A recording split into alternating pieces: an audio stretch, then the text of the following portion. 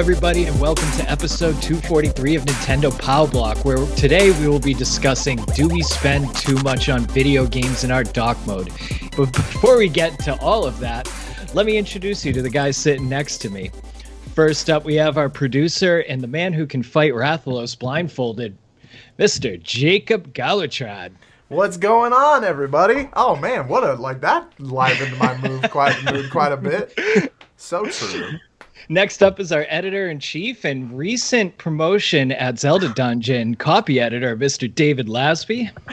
Hey everybody, happy to be here. And the man who has the biggest backlog in the history of gaming, our original host and the boss rush hype man himself, Mr. Eddie V. Hello everybody, woohoo! And very, very special guest, host of the Crossroads PlayStation podcast and Hunter for Hire, Mr. LeRon Dawkins. What's going on, everybody? Hey, welcome to the show. And hey, how's everybody's weekend going? Before we go, who are you as the host? Oh yeah. Forgot to introduce myself. I'm Dan. Special host Short, today. Sweet, simple, to the point. Eddie B is letting me sit in for him since my birthday is coming up on the weekend, so this is his nice little gift to me. Happy early birthday. That's so nice. Isn't he a guy? Don't worry, Dan will have something in his email or his chat soon. That's on the Oh boy. Oh yeah. You're gonna buy him the DLC for Age of Calamity, aren't you? Oh, I hope so. Oh. That's it. I would cry. I don't even own the game anymore. David, how's your weekend? Oh, it was awesome. I watched Mortal Kombat, and it was all the gore fests just like you could ask for. It was fantastic. I loved it. It brought me back, and watched a little bit more Demon Slayer. Got to play some games. I had a great weekend. Ed? Yeah, recorded Boss Rush podcast with some controversial opinions from that like really blew up to a good discussion. Worked, picked up some games that I'm going to be talking about in Fan with Power, and yeah, and finalizing my story that I'm going to be sending to David real soon to see what he thinks, and I cannot wait for you guys to read it. It's going to be a real good one.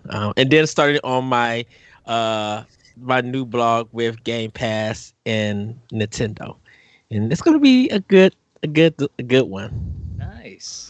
Dude, Ed, I'm really excited to read. I'm interested. I'm interested to read your story. You usually have such passionate writing. I have LeRon knows a little bit about this. I've had a crazy 3 weeks.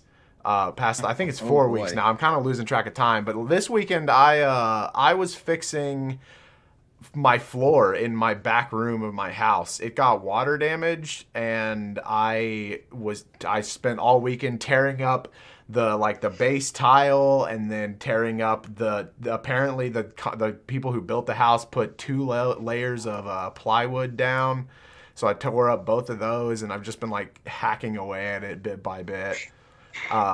So I'm exhausted. But gaming wise, I played more Monster Hunter. Monster Hunter Rise, and a friend of mine for his birthday bought me Monster Hunter World. So that was kind of weird, but shout out to DB. He really wanted someone to play with, and so he was like, "I know who will play this."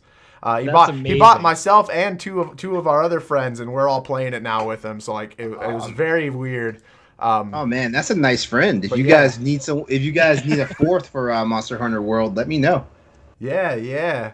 But then other than we will, LeRon, we will. I don't know if it'll come up or not, but we'll see, because I think we already have the 4 of us, but we're trying to get our schedule set up. But then other than that, I'm finally playing something. So I'm 230 hours into Monster Hunter Rise right now, and I just started Monster Hunter World again as well. But I'm finally playing non-Monster Hunter games. I'm back to playing around in the world of Legend of Zelda Breath of the Wild. And then I'm also going to be starting The Longing for some YouTube content. That indie game that was announced. That's like cartoon drawn, right? Where you wait 400 days, right? Yes. Yeah. And apparently I found out that the game does have mechanics to speed it up. the 400-day wait time, but I'm kind of hoping to avoid that because I want to do like a daily check-in for 400 days on YouTube. I think that'd be really cool. But yeah, other than that, and then I think I played a little bit of Monster Hunter with LeRon last week as well, but I'm not, like I said, my weeks have all just been the same because I've just been working nonstop. You want to play some Monster Hunter with me tonight? Possibly, man. I still have floor work to do, man. Oh, okay, yeah, because I still have not fought that Raknakadaki yet.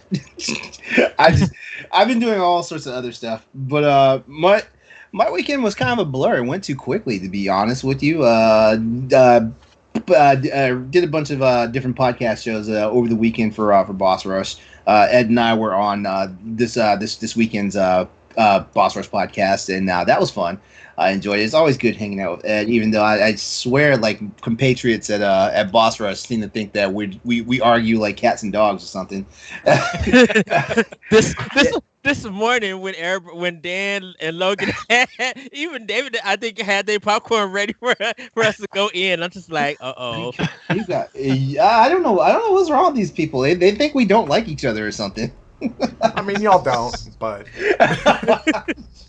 yeah, but my weekend went way too fast. But I managed to definitely like pause like just long enough to play some Monster Hunter because last week I barely touched Monster Hunter.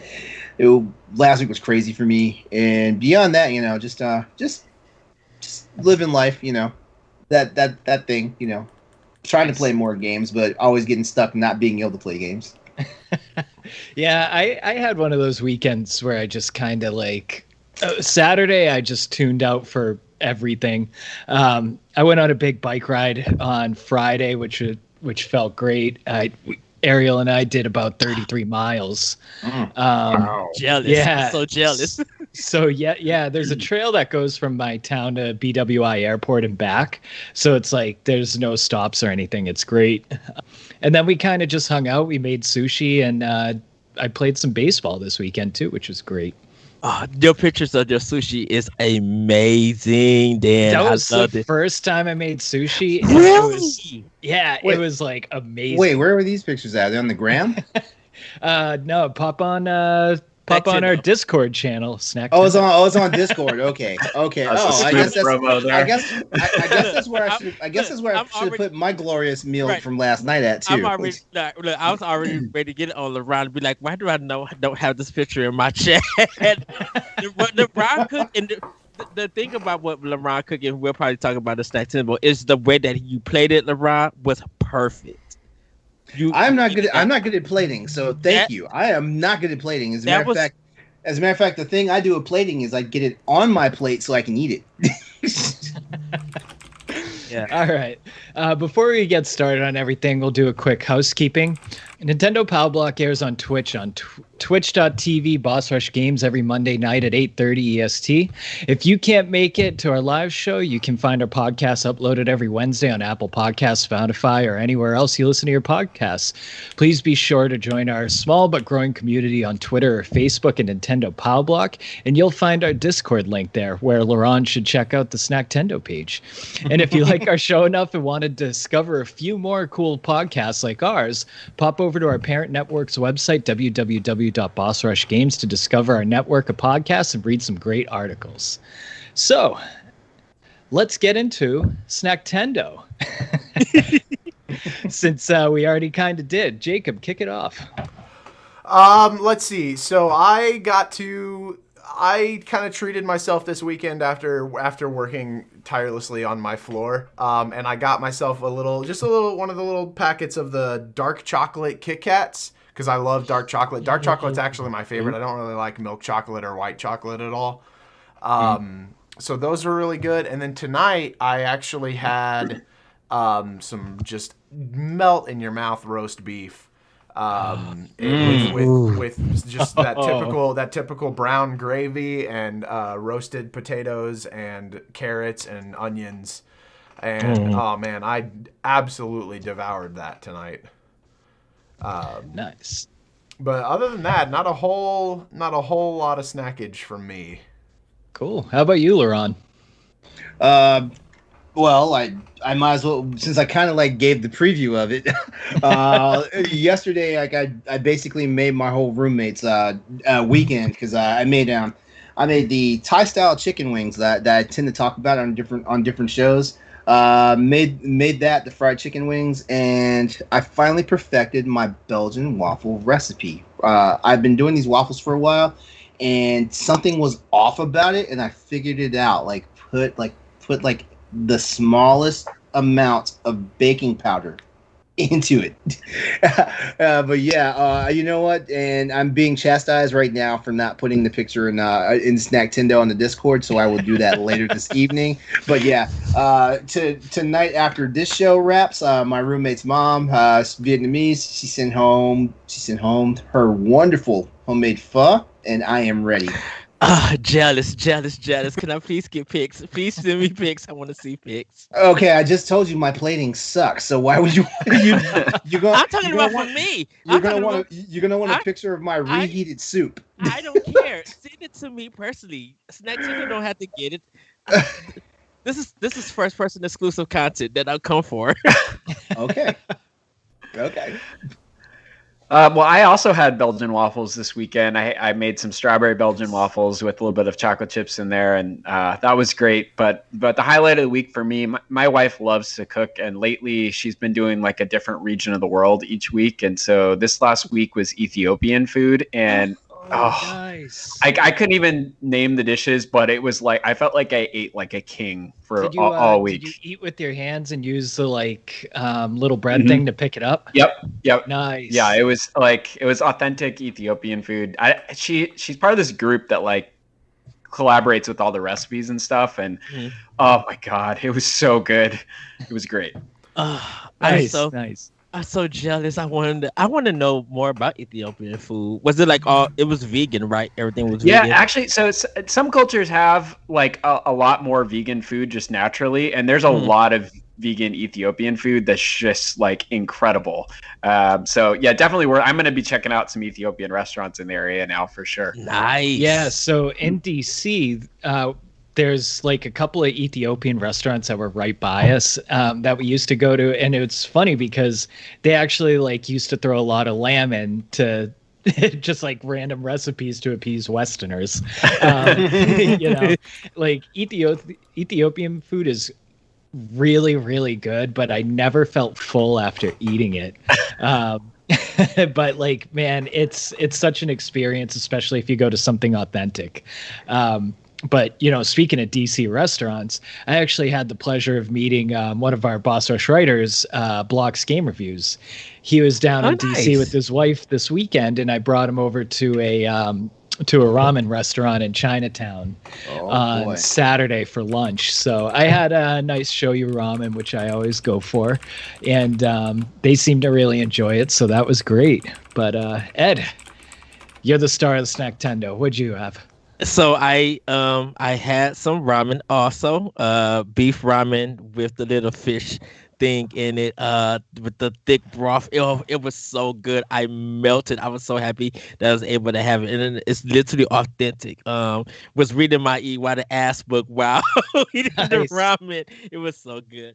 But I got 2 reviews of people who follow me on Twitter. Right now I have the Chip Ahoy's Golden Candy Chip. It just came out at my job, so I think they just released it last week. It's okay. It still tastes like a Chip Ahoy cookie. I think the golden candy, I can't get a flavor for it, so I'm thinking it's like the Oreos, vanilla.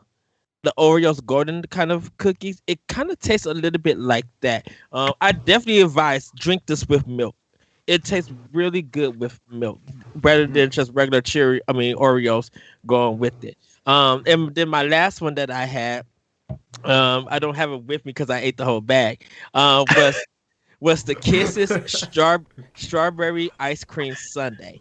And the texture is like pink, like the coloring is pink. And once you put it in and it just melts, it literally tastes like strawberry ice cream. Oh, man. And the pieces in it have ice cream cone chips in it. So like the cone, it's Wonderful. It's limited edition, so this one is new. They have a birthday cake one that I might have to go back and try and pick up. I keep thinking that we keep getting that one for the holidays, but I don't think we got it for last holiday, so I'll just pick it up and give it a try. But this one is really, really good. I do recommend it getting it. And it's like they got a share bag of it. So you get a lot in. The next one I gotta taste is the Cruncher Munch. They got 2 new flavors. They got a cookie and cream and a fudge brownie Cruncher Munch. So next Nintendo, I would tell you guys all about that. The one last thing I will be talking about also is called Mountain Dew SA. And they mix the cherry. Yeah, they mix the cherry Mountain Dew with the white flavor Mountain Dew together. So it's pink.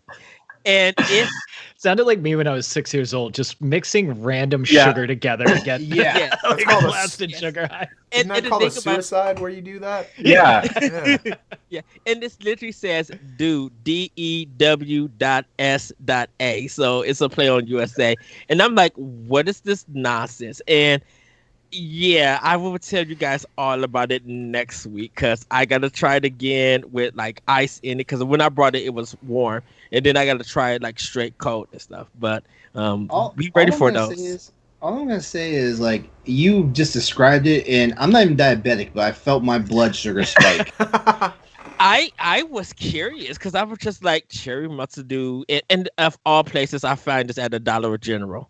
Like I don't find it nowhere else. Perfect. Oh yeah. The perfect place for people to contract diabetes. Yes, but that pineapple Mountain But Dew. For the record, LeRon, your co-host eats donuts and drinks Mountain Dew. Exactly. And I give him all amounts of hell for it. I think we need a weekly Snacktendo article from Ed. I think that needs to be like a weekly piece. Oh man, that'd be great. You want him to horn in on Logan's territory? Well, Logan told me that he wanted me to do it. Well, hey, what are you waiting for then? They just share recipes back and forth, man, for like what there we go. they get. Yes, well, LeRon got on me, I think. When I had my Hyrule Warrior and I had that pizza in my cold red Mountain Dew, I was just like, look, I'm off. Oh man. I don't really judge people's eating, but I judge people when they do ridiculous stuff with their eating. Like, for example, like blueberry donuts and a 20-ounce Mountain Dew. It's like, come on, man.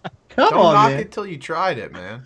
But hey, that's what we're here for at Snacktendo. But now we're just going to get over to our Game Fact Advance. Jacob, let us know what we're in for. Yeah, so hopefully this is something that we haven't talked about before. This is more of a system fact advance.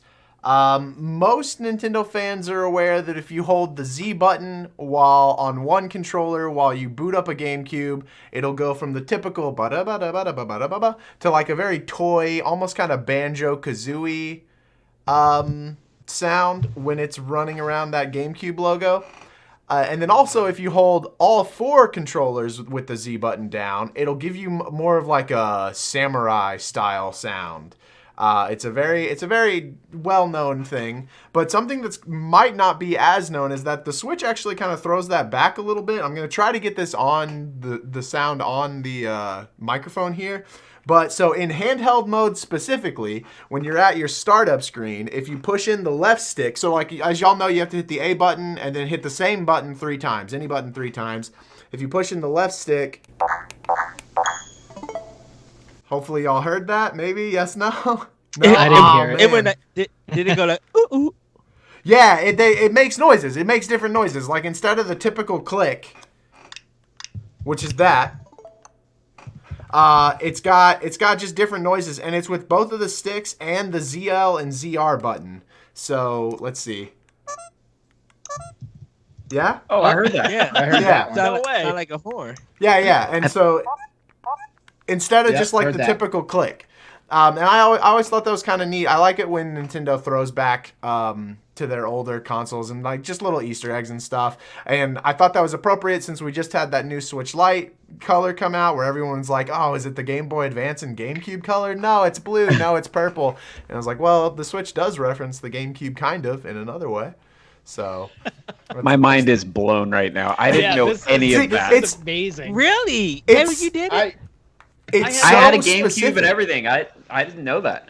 Yeah. If you ever hook a GameCube back up, hold the ZL button on the Player One controller, and then again, there's an extra one if you have all 4 controllers held it plugged in, and hold Z, not ZL, just Z on all of them. It's like it goes like oh, and then the noises are. It's really funny. What? Yeah. No way. There's a compilation of it on YouTube. Yeah. People are doing it of GameCube startups. Mm-hmm. Oh my goodness. That's awesome.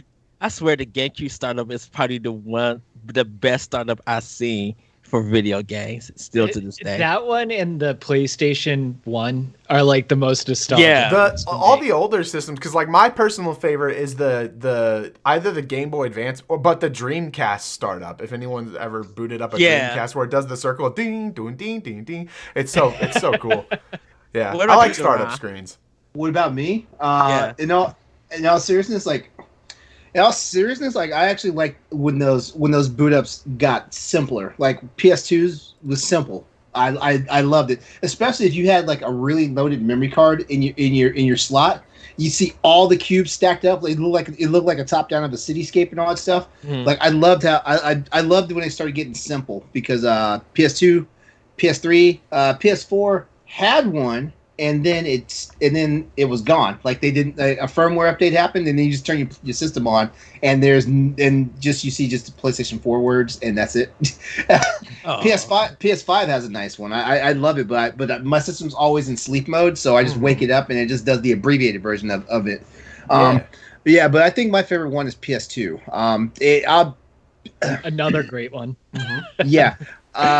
I'll make myself the target to the audience. Like I really hated the GameCube startup. Oh God, you hate everything. Get him off the field tonight. You're done. You're done.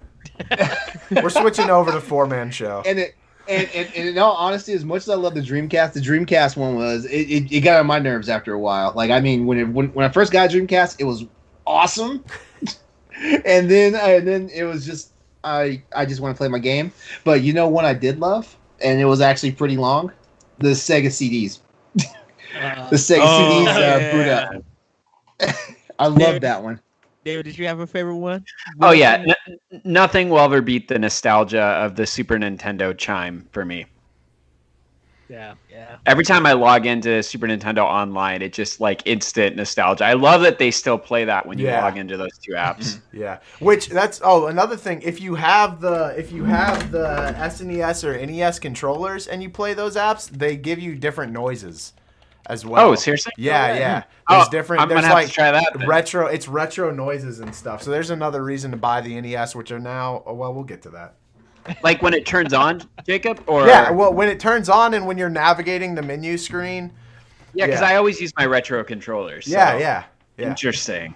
Sweet.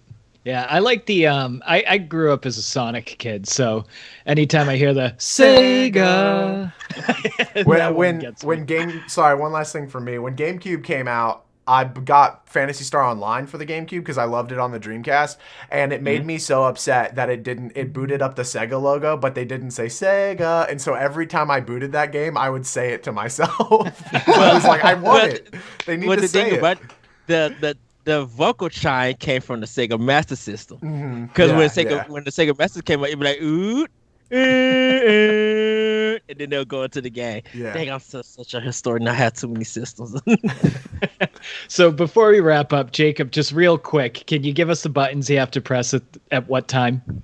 Oh, yes, yeah. So on the Switch, when you only in handheld mode, which is why it's not very specific, whenever you hit the A button and you see the press the same button 3 times logo, you can either hit the left stick in, the right stick in, the ZR or the ZL button. And each of those will do a different and unique sound compared to the regular just A button click. Nice. That's awesome. That blew my mind. Before we get into the family news, I just want to give a couple of quick shout outs. Thank you, Shane and Stephanie, for being on the podcast last week. You guys were great. Thanks to AK Munger on Discord. She gave us good feedback about last week's episode and especially loved Ed's quote, "Not today, Satan," when it came to downloading it. A batch. And thank you to Judaism on Apple Podcasts for giving us a 5-star review. So, hey, we'd love to hear from you guys. Reviews are great. Come to our Discord. Let us know what you think of the show. And we hope to hear from you soon. So, David, take it away for news. All right. Thanks, Dan. So we got a packed news schedule here. So our first story is Square Enix joins the growing list of companies making announcements at E3 2021. So this is from Brian over at NintendoEverything.com. Quote, CEO Yusuke Matsuda confirmed to Nikkei that the company is planning announcements for this year's E3. Naturally, he didn't elaborate as to what's in store. E3 2021 will take place between June 12th and June 15th. Nintendo, Xbox, Capcom, Konami, Ubisoft, Take-Two Interactive, Warner Bros. Games, and Koch Media are all confirmed for the show outside of Square Enix. So, for our panel, and this certainly generated a lot of conversation this morning, what are you hoping for from Square Enix? Conspicuously absent from this growing list are EA and Sony. Will this be a missed opportunity for these companies if they don't participate? So I want to start with LeRon on this one. I suspect you might have something to say about this. What's your reaction to the news that Square Enix joins, and where are Sony and EA? Okay. Well, with the Square Enix joining, I feel like Square Enix was going to be like, basically part of E3 anyway. So like when they initially came out with the first list of people that were of companies that were going to be represented there, I was like, okay, Square Enix is not there, but I'm pretty sure they were coming and things like that. EA is kind of surprising though that they're absent from E3, given that E3 has been like a gold mine for EA, like over the years. Like, I mean, EA had such a big presence. Like they used to have their own stage show and basically like a presser, with other people. Or I mean, with other. Well, they had their own press, and then they would wind up in other people's press releases because like certain systems would get like the marquee title. Like, 1 year Xbox would have Madden, the next year Sony would have Madden, and it'd be like one of those floor things. So I'm kind of surprised that EA hasn't really like stepped up yet, but that doesn't mean that they're not coming. Because I mean, as far as I can tell, like it's still open to anyone that wants to jump in last minute and things like that. Now, Sony, what I will say about Sony's been doing this for a while now. Well, they weren't one of the initial ones that stepped out of like stopped doing pressers and having their presence at E3, but Sony seems to be more consistent about not being at E3 and some of these big shows. As a matter of fact, I don't think Sony even had a presence at Gamescom, which is another big one. No, they've been having, so when they miss E3, they do Tokyo Game Show. Okay, well, Tokyo Game Show, yeah, but Tokyo Game Show is in their home territory. Yeah, but these ones on foreign soil, like Gamescom is in Germany, E3 of course is in the United States, and some of these other ones, like Sony's pulled out of them and they've done their own thing. And so like I'm still not surprised that Sony hasn't like put their name up on the list for E3. I'm not really surprised. Sony just like the other Japanese publisher, like they tend to march to the beat of their own drum. Yeah, the thing is, like, the thing that blows my mind is, like, E3, especially as a digital event, is free advertisement right now. Sony's still going to put out a state of play, right? So why not do it with the rest of the other companies? Because if you put your state of play out there and someone who's watching a Nintendo broadcast or a Ubisoft broadcast who doesn't usually play any Sony games, they see the state of play come on next, something might catch their eye that they wouldn't normally watch on a state of play the next week on a Thursday. So like in my eyes, you're wasting an opportunity to have eyes that don't usually watch your product watch it then. So like if you don't have to pay money for it, I only see cons to skipping a digital E3 event for Sony, Square, and all these people versus pros. But hey, that's just my opinion.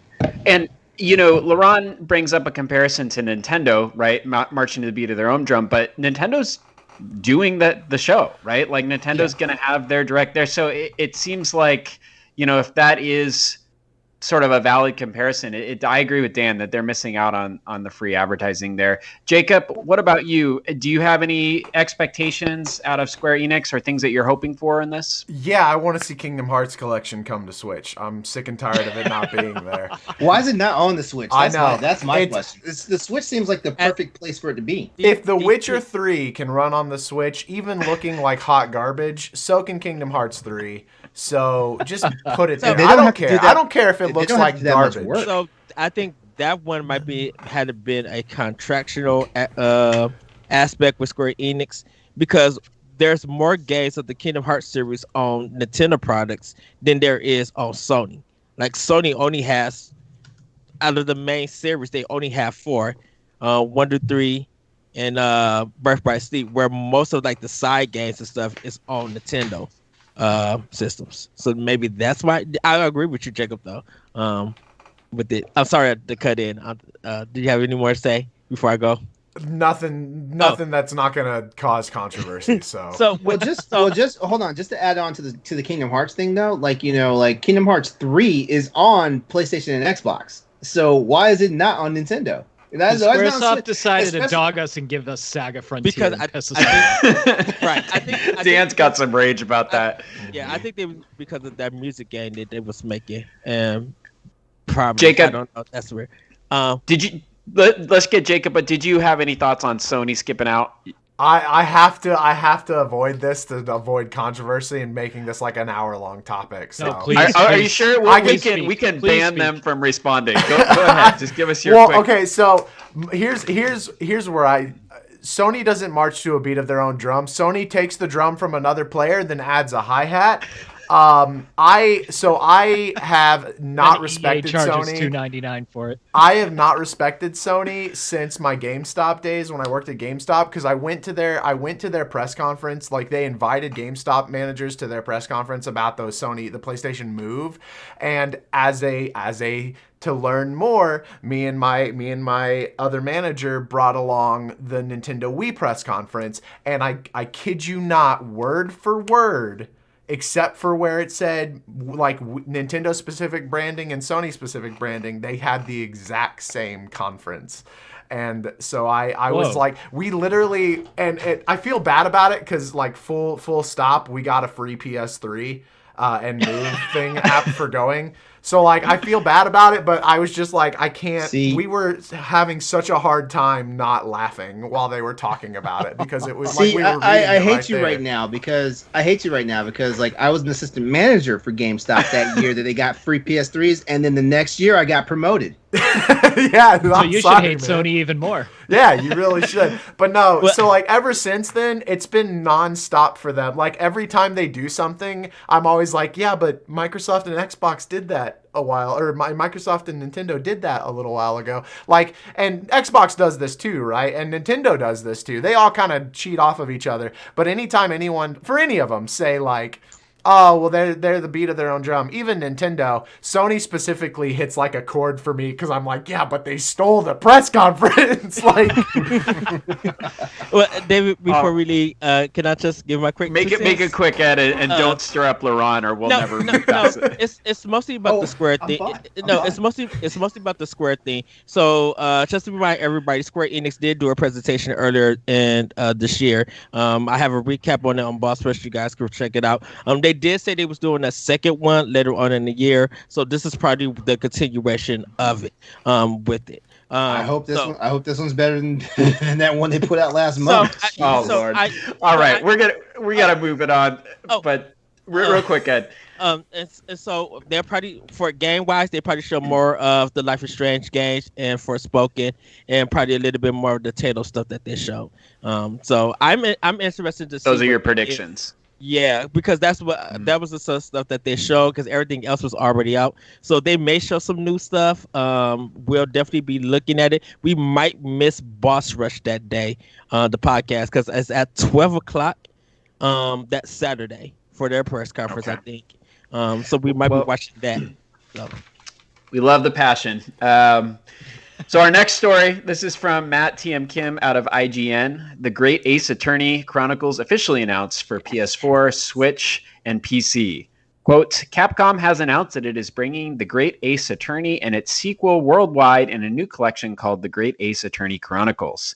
The Great Ace Attorney Chronicles bundles together 2015's The Great Ace Attorney and its 2017 sequel together in a single package that will be released on July 27, 2021 for PS4, Switch, PC via Steam.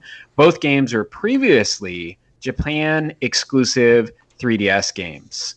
So, Jacob, we'll start with you. What are your reactions to this news? Does this suggest that more previously Japan-only titles will be headed out west? Is this kind of a one-off thing? Where are you at with this news? I think it would probably be more of a one-off thing. I know that the Great Ace Attorney fans are like really passionate about that series. I have the trilogy on Switch and I've yet to play it and I want to play it, but I don't see this as being just like a standard move for all series and all stuff that has been stuck in Japan. But I do think it's cool because like if you don't have something new, that's when I want to see stuff come out, right? If they don't have anything new coming, reach into your back catalog and remaster, bring something that hasn't been brought to the States, to Europe, and kind of give people a little bit of like a crumb of something, because Lord knows, like, we're a Nintendo podcast, Kid Icarus, Metroid, there's so many series out there that have had nothing. Right. F-Zero. So like give people a crumb. And so I can appreciate this, but I don't think it's like an overall just everything's going to start flooding in. LeRon, we've talked in the past about certain JRPGs coming out west because of the demand for it out here. So there is some precedence in the past of, certain supply and demand in the west causing some of these Japan exclusives to come over. Do you see this with the Great Ace Attorney being connected to that in any way, or are we seeing any shifting policy by these companies? I see it more of the former and not so much the latter. I'm in agreement with Jacob. I feel like this may more or less be a one-off thing, and it could just be they're just testing some things out, and stuff like that, just to see how it goes. Capcom has gotten very meticulous about what they will and will not release now.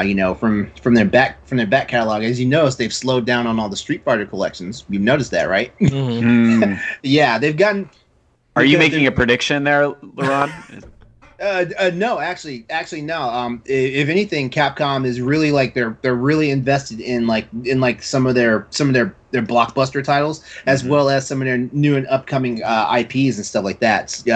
So this right here, I think, is more of like just a way to pad and keep people interested in the game, quote unquote, more or less than just. They're going to bring out their old school catalog, because if they're going to bring out their old school catalog, I as a loyal Capcom fan, I will start spending money. And I know that you're really passionate about this game. What was your reaction to the news? And are there any other Japan only exclusives that you would like to see come on over? Yes, so I was super excited for this game because we got. I've been. Phoenix Wright fan since I brought it on 3D on the DS when it was in the bargain bin at GameStop for $20, and it blew up everywhere. And so everybody was expecting the game to come over originally for 3DS, and Capcom didn't bring it. So now we all American in the West finally get a chance to play this game, because you couldn't import it because the game wasn't going to be localized or anything. So I'm excited to finally play it. Now they just need to bring out the Ace Attorney collection that I also have, but they need to bring that and Miles Edgeworth too, because that's another Capcom game that they didn't bring out from Japan. More exclusive stuff coming out for Japan, I would love to see. But if I can't see it, because of we own the Switch and it's region free, we just now could get import Japanese like switch it over and be able to play that game. Like Chemical, I think that's the name, was an indie game for $5. People were getting the eShop for Japan to play that game before it came here. So even if we don't get it, if we find it on the eShop and we could get eShop points to buy that game, we'll switch it over. But if it does come to the West, come on, Captain Rainbow, Nintendo. I need that game so bad. And go ahead, give me the Tinkle game, because there are some games that Nintendo has a release. We got the Famicom Detectives coming that I never knew of. So I'm excited to see more of this. And if Capcom got some games that we've never got, bring it. Literally bring them. We as Nintendo fans are willing to buy it. Day one. So And I'm looking forward to more. Ed, I love that you're a Captain Rainbow fan. I love me some fat Little Mac. I've been wanting that game ever since I've seen it. Me too. Ed, did you mention the Tingle games? Did I hear that correctly? Yes. Oh, so I bought Tingle's Rosy Ruby Land, and it's of course all in Japanese, and it won't work on my 3DS. Apparently, you have to have like a standard DS for it to work, which I'm super bummed about. So yeah, I'd love to have that one come out. All right, well, this next story is interesting. Leisure Suit Larry, Wet Dreams Dry Twice, out on Nintendo Switch next month. This is from Alex Seedhouse at NintendoInsider.com. Quote, Assemble Entertainment and Crazy Bunch have confirmed a release date for Leisure Suit Larry, Wet Dreams Dry Twice on Nintendo Switch.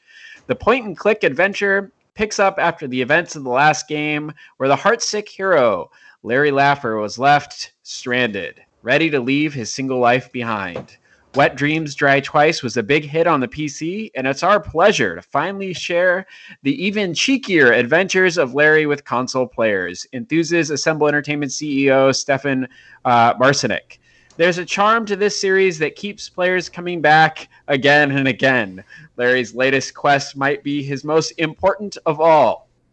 Leisure Suit Larry, Wet Dreams Dry Twice will release at retail and on the Nintendo eShop for the Switch worldwide May 18th, 2021.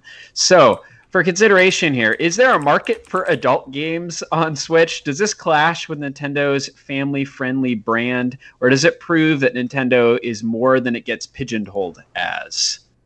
Ed, what do you think about this? Okay, so there is a place for it because we already have visual novels and other Japanese games on here that they're not hentai games, but they they got the big boobs and they got, the anime girls looking all sexy and stuff like that. Kind of playful on that stuff. So I think with Leisure Suit Larry coming on, if you don't know the history, this is kind of like the intro to this for people to go back and play some of those old games and really see some of the loot stuff that those games were about and everything. It kind of does fit in with Nintendo's way of how doing Switch, because they said they don't believe in censoring stuff now. They changed their focus to be like, hey, if you want to, when Nintendo is not censoring stuff and PlayStation is, that's a big wide open question to be like, wait, what? You thought it would be vice versa, but I think it's going to fit on the Switch. And we won't get more lewd games like this because that was kind of a genre on the PC, like lewd adventures and stuff. I don't think we're going to get anything too sexy or AO and stuff, but if it's like really playful and at least the imagination up to you of what's really going on, I think it's going to be a respectable place. Now, if it controls terribly, then you can rag on it and everything and just be like, okay, yeah, we know this was a good idea, but your game is still questionable content and not in the thematic way, in the gameplay way. But I can see more stuff coming in like this. And also, there's just been a hit with PC games coming to Switch. So if PC games are we're going to get more PC games coming to Switch, why not something like this? LeRon, you've said on previous podcasts that you love Nintendo, but then you grew up. Does this make you have to walk that back a little bit? Is Nintendo not just the sort of kid system that sometimes you make it out to be, or does this prove that Nintendo's maybe a little bit more open? What do you think? And to Ed's point there, why is it that Sony's censoring things and Nintendo's not? Okay, well, let me answer the question about Nintendo and this game first. Okay, first of all, I want to say that Nintendo has actually surprised me almost every turn with what they've done with the Switch. Like this policy they have, like I really applaud it, because I mean, in all seriousness, like this is the stuff they were doing in the past is the reason why I would say I outgrew Nintendo. Like there was just basically a point where they were putting down stuff that I was no longer interested in picking up. Of course, it was like a Metroid title or like a really interesting Mario title, stuff like that. Of course, I would pick it up and things like that. But like I said, like I kind of outgrew Nintendo and their brand. So like it's been refreshing to see games I thought I would never see on a Nintendo system with the Switch. Like for example, like Alien Resurrection is on this. I mean, Alien is Isolation. Isolation, thank you. I just watched Resurrection the weekend. That's why. I did too. Oh, that's so good. Such a good movie. I love that movie. We're gonna have to talk about that later because I have some thoughts on that. Yeah, but you were saying, LeRon. Yeah, but games like Alien Isolation is on the Switch. The Witcher is on the Switch. Games that basically have like that were not really a factor, on previous Nintendo systems, or are showing up on the Switch, and I love it. So it's one of those things where yeah, like. I'm surprised that a game like Leisure Suit Larry is out there. Now, that being said, Leisure Suit Larry is not my type of game. As a matter of fact, I outgrew that game, by the time I hit my 20s. Now, about Sony. Before you go, LeRon, David, there's a game called Sexy Poker that came on WiiWare on the Wii. You need to look it up, everybody, and just... Why do you need to look up Sexy Poker? You know what it is. You know what it is. You know what it is. Because it was a take from a cell phone game. And thinking of Leisure Suit Larry, I'm like, oh, adult games like this. I'm like, oh, forgot they were on WiiWare back in the day on the Wii. If you could find it. So go ahead, LeRon. I'm sorry. I just had to say that. No, that's cool. I was actually trying to. When Ed mentioned, I was trying to think of like what are they censoring on Sony, because I mean, yeah, there's like this big deal, like like apparently they reduced Tifa's cup size, in Final Fantasy VII Remake and stuff like that. But for the most part, like I'm not really sure of like all the censorship and stuff, because I don't know, like we still have some pretty like wild and crazy games out there, on PlayStation, like even on the PS5, like there's some stuff that's like whoa, So I don't know. Like, if you guys can give me an example, maybe I'll look it up later. I have to find out. There was a story about some anime game that was coming to Switch and PlayStation, and they said PlayStation. There's some. I feel like if you could dig deep in the Switch library, there's that Catherine Full Body game that came out, which is that's not adult. It's not adult. No, it's got like. It's got I don't like know what hints. it is. So. It's got like hints. It's a puzzle game. It's actually a really great puzzle game by Atlas. You should check it out. It's super good. Wasn't there like some penny game wasn't there like some penny game that you shoot the girls? Yeah, teenage girls there's a ton of adult games. There's a game that the whole premise is that it's one of those storytelling games where the whole premise is that you're trying to collect panties from like different people that you talk to. Yeah, there's a whole ton of adult games. Sorry. So let me ask you this then. Catherine, I like Catherine a lot. But it's also just funny too, because like I look at this game and like LeRon said, he outgrew things. Like I look at like a game like this that we're talking about. I'm like, I'm too old to play that shit. But then then I'll go and play Captain Toad and be so happy. Me too. Me too. Like it's like. Okay, it's the perfect way to sum it up is like I'm a big kid at heart, but I'm not stupidly immature. and stuff like this, it was just like I remember working at GameStop when people were snatching up copies of GTA 3 off the shelf because they want to run that hot coffee code and stuff like that. And I'm like, you guys really? Like we have the internet, guys. You don't need a video game for this. Oh, so let me ask you this, guys, really quick. So why now? Why is this coming out now? Why is this the right time for a port to the Switch? Jacob, you got a thought on that? Yeah, well, so I actually wanted to bring out the fact that the first game, Leisure Suit Larry, Wet Dreams Don't Dry. is on the Switch. So this is actually just the sequel that's coming to the Switch. They've already put it on there, and again, I haven't played that game. I listened to Go Nintendo podcast who did play. They did like a whole thing on it. They actually got sponsored by the game, and it's actually kind of interesting. It has to do with like Larry has to deal with, like, he was frozen, I think, and then comes into the 21st century and has to deal with like dating apps and like all these other weird things that are going on now. But I think it's really just like the company that makes this game was like, you know what, we've got the time, let's port it because it'll, our previous one did well. This one should do well as also. It's adult games are really not. Adult games not made by Nintendo are really not like a new thing on Nintendo consoles. Yeah. Sure. And also, we're in kind of a lull for new content, and we're about to get a bunch of new content. So in terms of like the right time to release something, this seems like possibly business-wise like a smart move for them. Yeah, absolutely. There's not a lot going on, so just drop it in.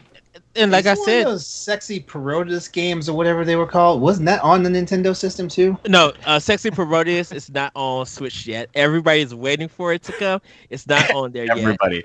Everybody. All right. We're going to move on to our last story, guys, and I think you'll have a lot to say about this one as well. So Capcom will broadcast another Monster Hunter live stream actually not next week, tomorrow. Excuse me. This is from Liam Doolan at NintendoLife.com.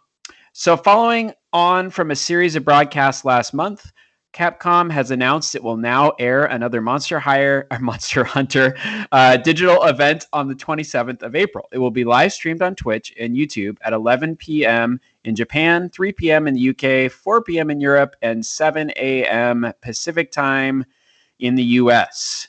According to Gamatsu, Monster Hunter Rise fans will receive information about the game's first free title update, featuring new monsters such as Chameleos and Apex Rathalos. There will also be an update about the upcoming release Monster Hunter Stories 2, Wings of Ruin, which is due out in this July. So we'll start with our Hunters for Hire panel here first. So LeRon, what do you make of yet another live stream for Monster Hunter Rise from Capcom? At this point, should Capcom be considered the best studio of 2021 given all they've accomplished and what they have on the calendar? What do you think, LeRon?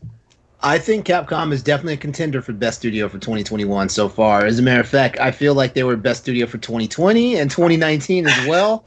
But I might have a slight bias because like practically every game Capcom released over the last couple of years, starting with Mega Man 11, I bought them. So Mega Man 11, Monster Hunter World, Monster Hunter Iceborne, Devil May Cry 5, freaking Resident Evil 2 and 3 remakes, stuff like that.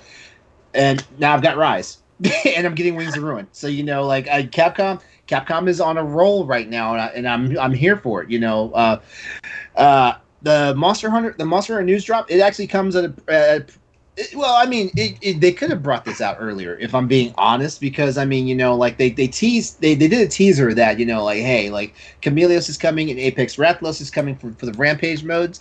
But what a lot of us are interested in right now is what are those additional monsters that are actually set, because there's actually Chameleos, Apex Rathalos, and it says additional monsters will also be revealed and stuff like that. Now, I'm not sure if they're actually going to like say anything about it on the stream, but there's always pleasant surprises behind it. So yeah, I'm amped. I'm excited, and like I said, this is coming at the perfect time because like a lot of people have already hit endgame for Rise, so there's actually a vacuum for new content for Monster Hunter, and Monster Hunter has been doing a content thing.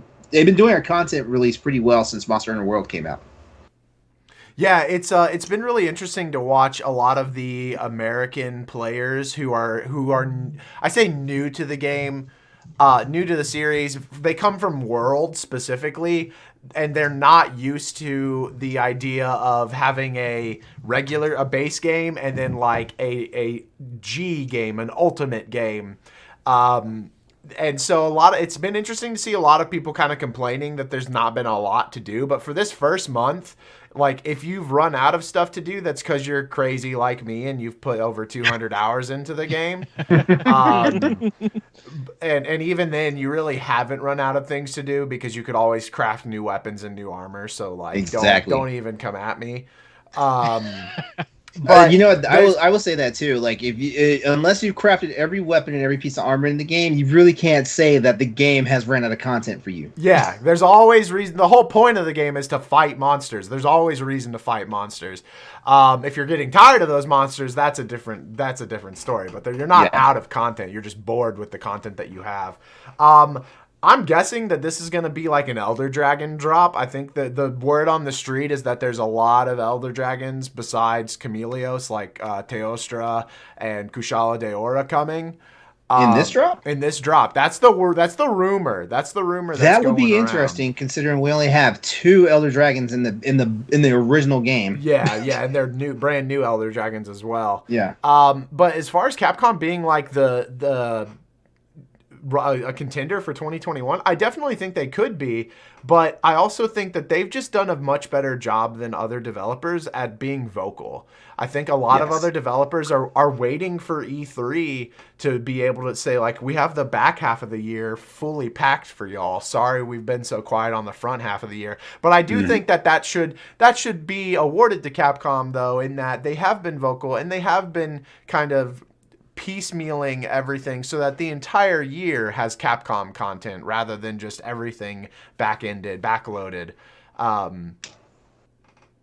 But Dan, what about you? You've been playing a bunch of Monster Hunter with us. I say a bunch, but you've been playing Monster Hunter.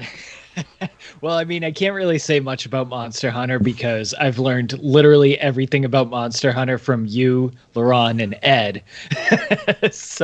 But what I can say is, like, seeing what Capcom has done, like, between, reviving Ghouls and Ghosts, all the Monster Hunter content that's absolutely killing it right now. Resident Evil Village is coming out, and the Ace Attorney. Like, no other company is really doing what Capcom is doing right now. So, to me, nobody's better than them right now. And like LeRon said, and an expansion to Street Fighter V is coming. Yeah, exactly. And like LeRon said, like, they've been killing it for years. And I'm actually even going to extend it and say they've been the best company for 30 years. So, wow. I mean, the bulk of my gaming entertainment has come from Capcom. I will say Mega Man, Resident Evil, Monster Hunter, they just kill it. So, they're just continuing to kill it, and they continue.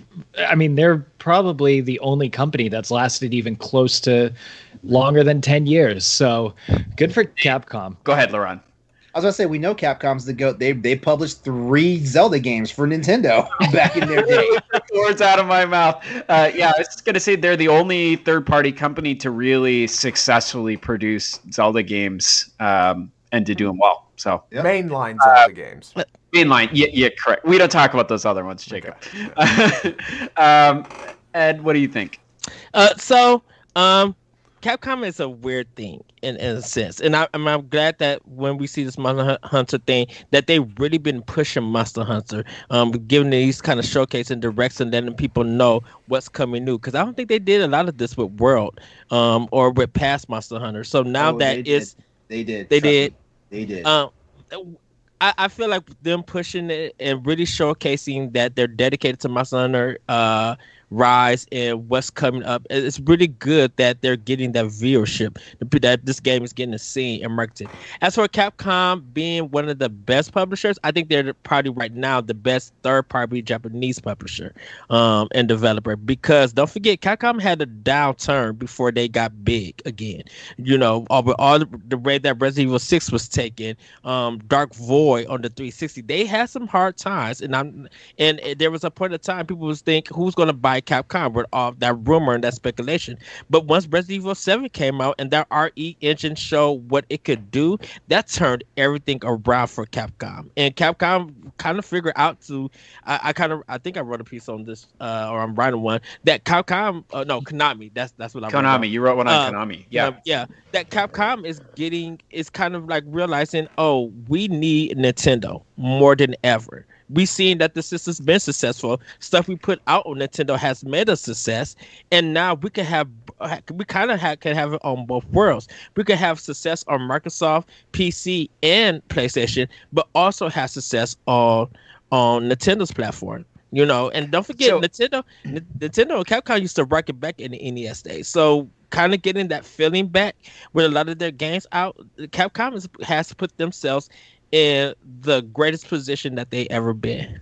Ed, who else then would? Because you said that they're the greatest sort of Japanese publisher of game, but who else would be in competition with them for you It's then? completely is Nintendo. Because Nintendo's has Okay, been just as Nintendo literally from 2017. Nintendo has been releasing hits. Don't forget Nintendo. Yes, You said third party though. Who would be another third party? Another third party.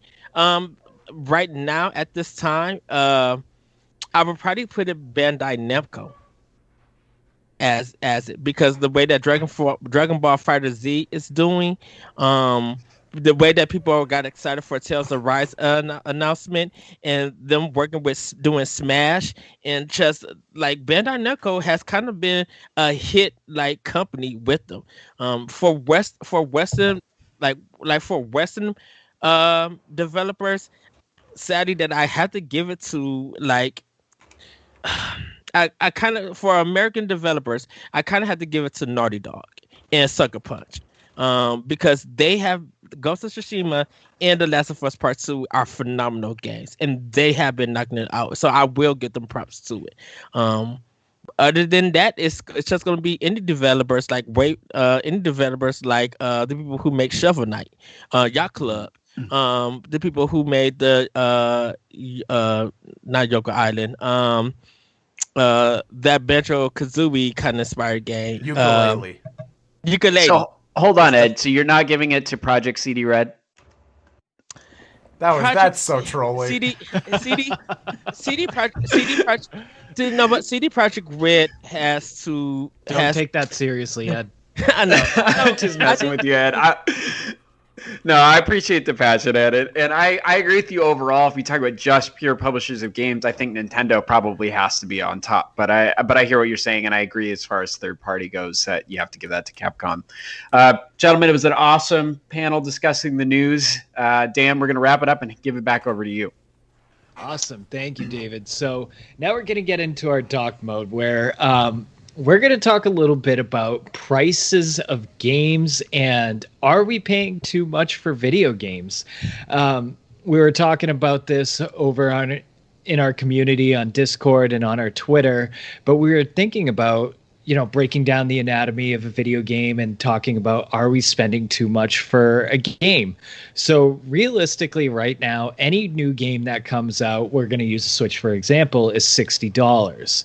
Every game that comes out, if it's first party, it's going to be on physical and digital, but both games are going to be worth the same amount, even though it doesn't take the same amount, or maybe it does, to put into making a physical and digital copy. So we're going to talk a little bit about games, how much they cost, and we're going to ask ourselves, is it too much to pay $60 for a game? Jacob, you've been really passionate about this one, and you've really been holding in your opinions for like 2 weeks, and I have to hear them.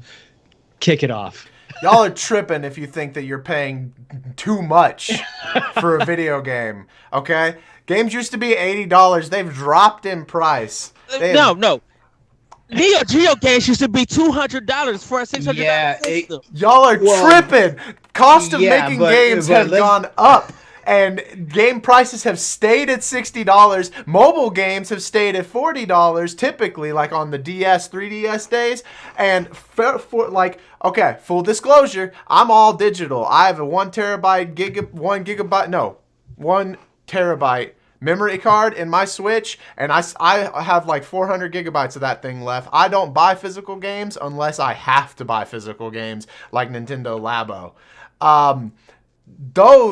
If anything, the people who buy digital should be paying less than the people who buy physical unless it's a used game, because there's so much more money that goes into putting a physical game that the company has to pay. That's why there's things like Switch tax where it's like, oh well, it's $60. They can't just this game came out 3 years ago on the Xbox and it was $60 and now I can buy it for $10, but on the Switch it's $60. No. That's because they still have to make it on a cartridge. They still have to do stuff that people have to get paid. So, and we're continuing to pay $60 for a game. It should be like, honestly, it should probably be closer to $120 right now. If you look, I'd have to look and do actual math. But if you look at like how time has progressed and cost to make games has progressed, it should be way up there. And people are complaining that they're paying too much. No, y'all are crazy. Y'all don't shut your mouth because you're gonna make us pay more. Well, what is it about it that you're telling me we need to pay $120 for a game, but then they're able to turn around and sell it for $60? How does that work? Because it's a consumer supply and demand thing. You can't. I mean, I think it was PlayStation and Microsoft started talking about releasing their games for $70, and the internet, the population of gamers went nuts, and that's $10. People were super mad about it, and that's $10. They can't just start hiking up prices. We're in like this set mind frame, and that's why I'm like, the more people discuss this, the more it's gonna come back to bite you in the butt. So I don't think we're paying too much. I think we're paying a right price, whether it's physical or digital. But definitely when it comes to Nintendo, you kind of know that if you don't get the game at that time, it may be years till you get a chance to play this game again. And if anyone is selling their physical version, they're going to jack up the price, trying to get it. So if you don't get it at first print, I don't know what else to say about that. I think a lot of people think about licensing versus the actual copy, because yes, you could buy the game on the eShop, but if they lose the license or they take it off the eShop and you can't download it no more, they already got your $60. LeRon, you've been talking about cloud gaming, I think, and how it's kind of a concern and stuff. In a sense, I'm like, well, that's kind of almost like just regular games on the digital format. If they want to take a game off, they physically can, and if you take it off your system and you can't re-download it, you already lose out on money. So that physical version, having it is guaranteed to be like, hey, at least I can still pop my game in and play. That's why more people on Nintendo consoles really go out and buy the physical version, because if anything happens to that game on the eShop or anything, they won't have a chance to play. And plus, people like to collect stuff, and so having that physical media, they would like to collect it. So paying $60, it's a very reasonable. I would say $40 to $60 or anything. And I know a lot of people don't like the Nintendo pricing stuff, but I'm just like, they gotta make that money. I was telling Dana, like, sometimes it depends on the marketing and it depends on how long that game got delayed. Can I just jump in really quick? Yeah. Go. So, I one thing that I would say, I think artists should be paid, and if it was actually guaranteed that the increase in sales price would go towards people making the games, I'm all for it. Unfortunately, companies often just pad their bottom line, and artists still don't get paid, and that bothers me. Yes. Absolutely. The other thing I would just add to it, I don't think digital should be cheaper than physical, just because it would really mess over physical retailers if if people could just basically undercut them. But if companies are going to pull digital stores and not allow you to re-download stuff, that's where I can be a little bit more sympathetic to this idea that it should be cheaper. So I'll leave it at that, but those are my 2 cents. LeRon, what do you think? Okay, I am 100% agreeing with my partner from Hunters for Hire. $60 and $70, that is not a big ask. Because I remember when I had to buy Final Fantasy 3 for Super NES, I spent $90 damn for that game. Chrono Trigger was $80. Wasn't Fantasy Star the same thing? Yeah. Like $80? Yeah. On the Sega Genesis, yeah. If games followed price, we'd be paying way more than we currently do. If they followed actual trends. Yeah, and if games are definitely going off of inflation, Mm-hmm. yeah. So everybody that's yelling and complaining, you're spending $40 for a cartridge based game for a handheld. You're spending $60 and $70 for a disc or a digital release on a current system. That's nothing. That's nothing. You guys didn't live when you had to basically like hawk your rent to play a really popular game. All right. Now I'm also in agreement with David on this. Digital games should match the same price as physical. If we're gonna drive down the cost of digital games, we need to drive down the cost of physical games. And the reason why I'm saying that is because it's not fair to a certain consumer. Like, some people just don't have hard drive space, so they are forced to buy a physical game and things of that nature. Even though I know physical copies do take up hard drive space on your system, but still, like, you can't drive. I would love for digital games to be cheaper, but what I want is for digital games to match when the price of physical games come down, because we see it a lot on. We see it a lot on these marketplaces where I can walk into GameStop and Walmart and Target and all these places, and a game like Ghost of Tsushima is not $30 right now. I'm just saying it. Ghost of Tsushima will be on their shelves brand new for $30, but when I go to the marketplace for that game digital, it is still full price, and it's like, hold on, we need to have consistency across the board. That's one of the things. Nintendo's guilty about that. They on are Nintendo about guilty. that. Yeah. Oh God, yeah, yeah. But So I just wanted to ask you guys, because we're talking about digital versus physical. It seems like there's a lot more that goes into a physical copy.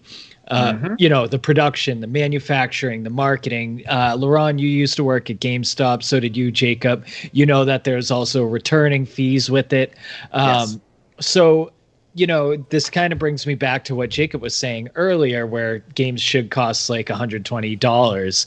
Do you think that the reason digital games are staying the same price as physical games is to make up that money that should be made on physical games, or is there kind of a difference?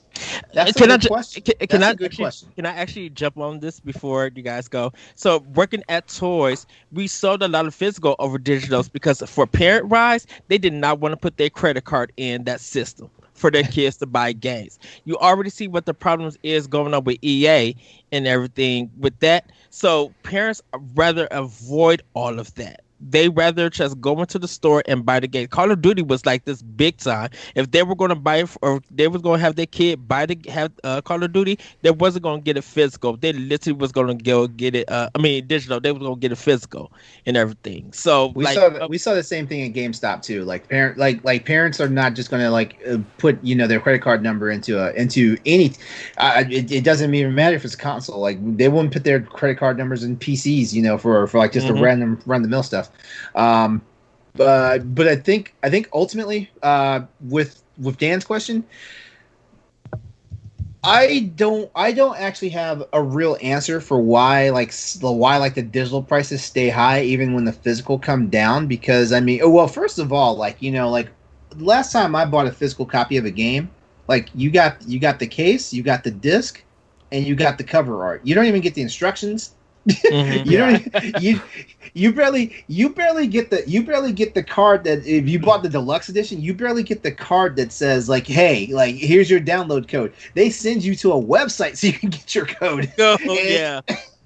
So I'm not sure what the real gap is between why the pricing on digital is what it is, because in all seriousness, I know it costs now, I think 12 cents now to print a Blu-ray disc for a game now. I believe so. It's something ridiculous, because you go buy a blank Blu-ray in the store, it's still freaking expensive. But I'm not sure what that's about. It is a possibility that this is their way to recoup restocking fees whenever someone does return a copy and things like that. That's why I was like, that's a very phenomenal question you ask. But my whole thing is in all seriousness, physical releases should actually be more expensive than digital releases, just based off of what the time and the process that goes into it. They have to ship this stuff out, they have to package it, they have to do all this and that into it. They should technically be more expensive. And for a while, when Microsoft was talking that big game and carrying a big stick with the Xbox 360 and the Xbox One, I really thought that Microsoft was going to make a move and push digital to a cheaper price to start phasing out physical. I really thought it was because they were really about Xbox Live Marketplace and all this stuff, and I was like, ooh, we might just see digital only on freaking Xbox real soon here. But it hasn't gone that way. But now they have Game Pass, which is a digital marketplace that like you spend like 15 at best you spend $15 and you're getting all these games. One thing you do have to factor with retail, that the retail store itself got to get its cut from selling that game. Right. So they'll make up that cut when they sell digital for it. So let's say Target gets like $5 for it. If they were selling Dead Cells at $29 and Dead Cells at the store, that company who makes it is going to receive less from the physical, but like maybe full profit from digital. So whatever they missing out on physical, they'll make it up on digital because of that cut. That's true. That's true. But like at this point, the price of new games has been about $60 for so long. It seems like kind of an arbitrary number at this point. So if they do increase prices on games $10 or $20, like, do you think that would actually take away from sales? Because as gamers, we're so used to this. I mean, LeRon, I had to twist your arm and break it behind your head to get you to buy Fire Emblem. And then it went on sale 2 weeks later. It went on sale for half the price that I bought it for. And now it seems like anytime I walk into a store, it is $30. And I'm like, did this game just take a permanent price drop? Because I am really upset right now. No, I know it's regular price because after like the Mario 3D edition came off the shelves and they stopped being in print. Like I know it's all Nintendo Switch games went back up to their regular MSRP. Yeah, so I mean, David, what did you think about that?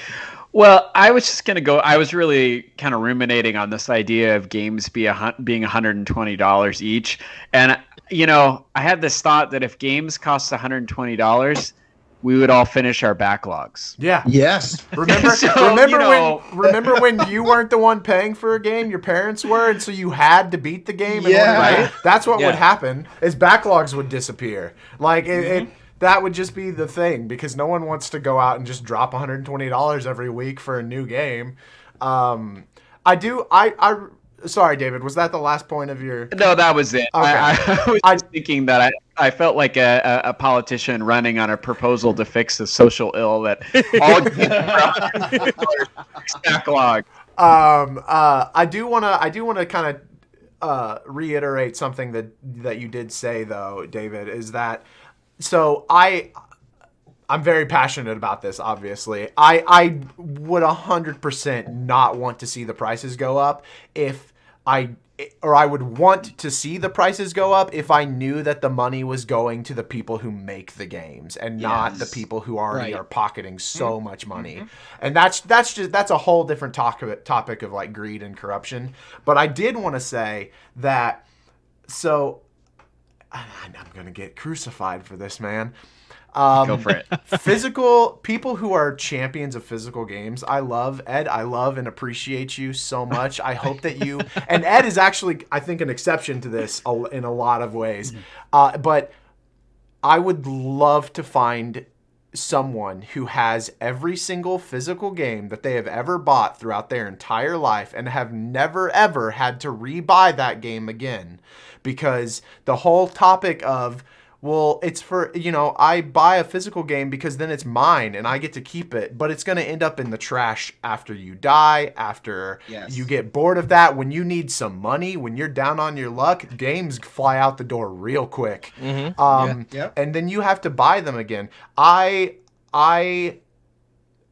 This is my third Switch because my first two Switches broke from just constant use and like always hauling it around with me and dropping it, things like that.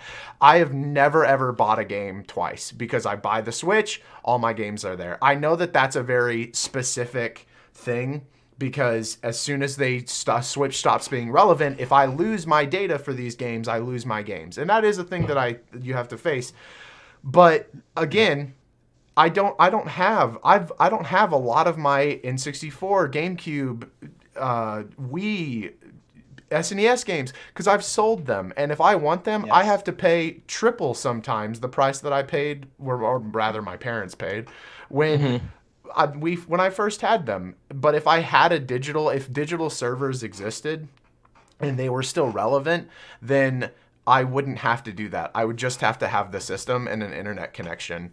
And the other part of that is preservationists and physical games, the only thing that you're preserving is the actual physical media. You're not preserving the digital code, because that's preserved on a hard drive somewhere. That's why when you emulate games, you don't have to stick in a physical game. You're playing a digital game. Like, one of the things about this is that if your game is a success on the digital version, there will be people who will go out and buy it physically when it comes down later. You know, look at Streets of Rage did it. People went out and bought the Ori and the Blind Forest collection for Xbox and for Switch. Like, there are times that, and this is more indie games, like some of those games that come out later on, if they get a physical version, people will pay the $40. So, you know, we always talk about double dipping, but if you're getting both versions, you might end up paying about $55 to $60. In total. You know, so my roommate caught me a couple of years ago because I like to call it consumer mode. I would buy an indie title, for example, and I would buy it on digital, of course, and then when a physical comes out, like, I would wind up like immediately running out and getting that physical copy and stuff like that. And my roommate basically, he was like, hey, he's like, I know, like, you love video games and stuff, you already have the game, but here's the thing about it, like, you're spending additional money when you could be using that to buy the next game that you really want and stuff like that. And it was like, and then he even asked the question, did you already play and beat this game? And then it's like when it finally clicked for me, I was like, you know what? I'm one of those people, like, I have roommates and I live with people. And so whenever I move and stuff, I have to box all my stuff up and haul it all over the place. And it was getting to the point where I'm getting tired of carrying like 75 PS2 games, you know, plus the system and all that stuff, you know. So I realized I had a problem at that point, you know. But that being said, I am never going to say that, you know, like, collectors, you know, that want the physical, the preservationists, as Jacob called them, I'm never going to say they're crazy about it. But, you know, I get it. There's always going to be a market for you until the one day Nintendo, Sony, and Microsoft get up and say no more physical games. Yeah, there's always going to be, and it's going to happen. I hate to break it to you, but it's going to happen. David, go ahead. I was just going to say that you know, I'm actually one of those people, Jacob. There are very few games I have ever purchased that I have sold afterwards. I've hung on to games even sometimes when I was pretty low on money. I really wish I could have done that. That's what I still have my, like, I go back and play my original Super Nintendo that I keep all my old games. But, you know, to your credit, like, that's, you know, still a luxury. And for most folks, you know, if it comes down to, you know, paying your rent or whatever, I think that's a good point. My one franchise, though, that I would say that I will always buy physical for is Zelda games. I love going back and playing retro Zelda games, and I don't want to trust that to the digital gods, so to speak.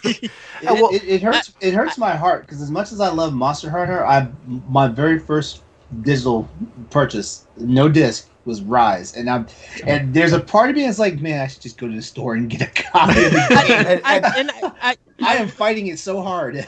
I will say this.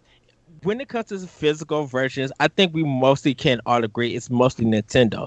When it comes to digital, with like first party and third party games, it has mostly been Microsoft PC. Well, definitely PC, because they don't make boxes. Yeah, PC. Yeah, PC doesn't. No, yeah, you can't buy it. I want to say 2% of PC games every year are in a box. Mm-hmm. Yeah, and most of them are just a code in a box. Yeah, actually, I buy more. I buy most of my PlayStation stuff physical. I do, unless I'm just too lazy and don't want to go to the store. The pandemic has helped me out with that. I'm like, I'm not going to a freaking store. Like, I'm just gonna buy it now. Can I just jump in really quick? One more thing. One other thing that I think factors into this is being a parent. I would say, for me, I don't buy my kids physical copies because they lose them. So digital is really, really great for that. But, you know, for example, Skyward Sword HD is coming out in July. I've already pre-ordered my physical copy and pre-ordered the digital download on my kids' Switches. so that I don't have to worry about that, right? And I don't have to worry about them sharing either, which is another thing, right? So when the pre-order is available, right? Yeah. Because I think because I need to pre-order that from Best Buy, and I got to pre-order the Monster Hunter World of Ruin collection for I'll do that Thursday. The thing about it is that we're gonna pay what we're gonna pay. If you could spend that same amount of money of buying cigarettes, you could spend it on a $60 game. So, and hold on. That's not how the world works. I'm going to tell you, like, you sound like my grandmother, and I get the logic, but that's not how it works because to the cigarette smokers, like us gamers, we have the habit. They don't have the habit with cigarettes. We have the habit with video games. I'm just saying, if you spend $20 every other 2 days, you can buy you a game for $60. That's all I'm saying. No, yeah, you're right. I did want to say real quick, just so that I don't get crucified on the internet for my passion on this, is that, like I said at the beginning, to the Davids and Eds of the world that love physical and buy physical and keep physical, I totally respect you, and I hope that choice stays around. I don't think it will, because I think greed will take over on these companies, and that digital, they make more money, and they'll go that route eventually. Jacob, you already know me. If I buy a game that's on digital and it comes out later for physical, you'll buy it I'm again. double dipping. I know, and I totally respect that. There's no shade. The shade from me comes when people are like, digital people don't make sense. It's like, no, I do the exact same thing that y'all do. I get to take all of my games with me on one go. I just think one thing personally that I love about physical games is just the box art. That's really the only thing right now that gets me to buy a game physically is just having cool box art. Like, I know that I Age of Calamity is probably one of the worst things that's happened to me in the last year. David, but the box art was fantastic on it. I will say this. I have nothing against anyone who does. Digital is kind of the best way for people who want convenience, who want easy access. This is all I have to take with me to play every single game I own. Except when certain companies wait till like 3 PM to like flip the switch on for us to play the game that should have been available at midnight. True. All right. So, like, just kind of wrap up this conversation, I'm going to ask you guys, do you prefer digital or physical? And how much do you think we should pay for a game if we're paying for it physically? So, or if you think you're spending too much right now on a game. So, Jacob, we know you prefer digital. We know you prefer, you think we're not paying enough, but any final thoughts on it? The final thought that I wanted to say, and this is another big part of it, is that if you buy a game, LeRon is an exception here, because if you buy, let me rephrase this. If you buy a game day one for $60 and then 3 months down the road it is $40, do not complain that it dropped in price. You paid $20 extra to play the game for 3 months, while people who waited for it to drop in price did not.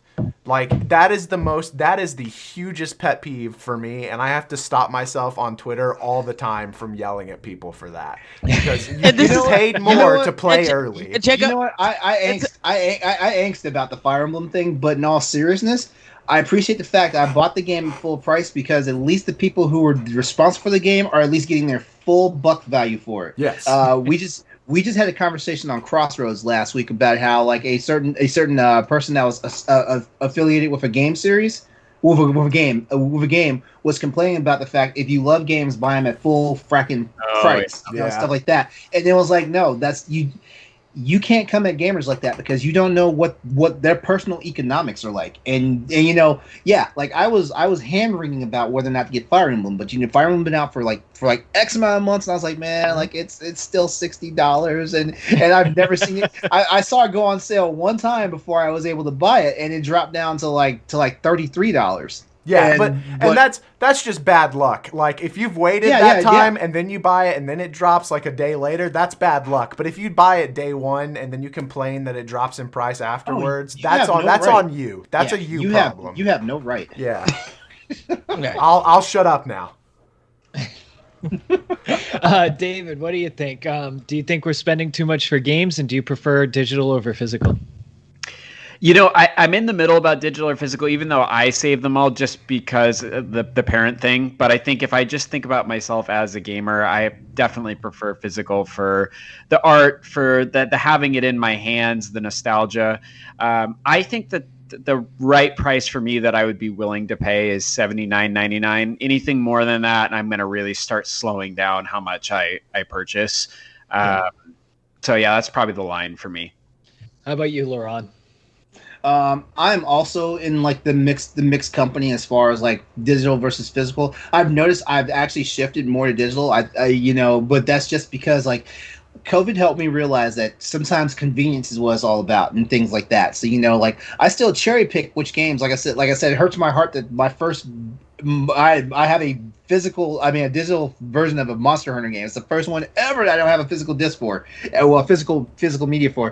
Mm-hmm. But at the same time, I am also we are not paying too much for games right now. So like I said, anybody that's complaining about the current price tag for games or the current upcoming, well, PS5 and Xbox series games are already $70, things like that. But you know what? Here's my counter to that. You're complaining about the original MSRP for a game, yet you guys would spend $70, $80, $90, $140 for collector's edition games, and stuff like that. And you're getting the same thing, and sometimes you're getting cheap product, but you spent like basically double the price for the game, for the purchase and stuff. So, people just need to shut up about that. They do. They do. Like I said, it could be a lot. It could have been a lot worse. Like we could have been paying $200 a shot for games like we were back with the Neo Geo games, which the reason why those games were expensive was because like when you bought a Neo Geo, like the system, you actually bought the actual source code for the arcade cabinets. So when those games came out, you bought the actual arcade copy of the game, and I understand why it's that much money. Yep. Right. Ed, final word. So I do physical. I will say that. I do digital also, but mostly physical when I can. If there is a game that comes out digitally, and this is how bad I am, I was buy digitally on Xbox, PlayStation, and on on Nintendo, and it could be the same game. Trust me, I own Ikaruga on all three systems for it. So I prefer physical because I love having like going into the store, buying it. It's not even just the box art; it's just having a guaranteed copy that I have this original version. So if anything ever happens on, like, if Xbox Live go down, or if PlayStation Network goes down, or my internet goes out for a while, but I still got electricity and I want to play that game, I could pop it in and play it. Like if I want to play Destiny or something. Well, I can't use Destiny because it has to be online always.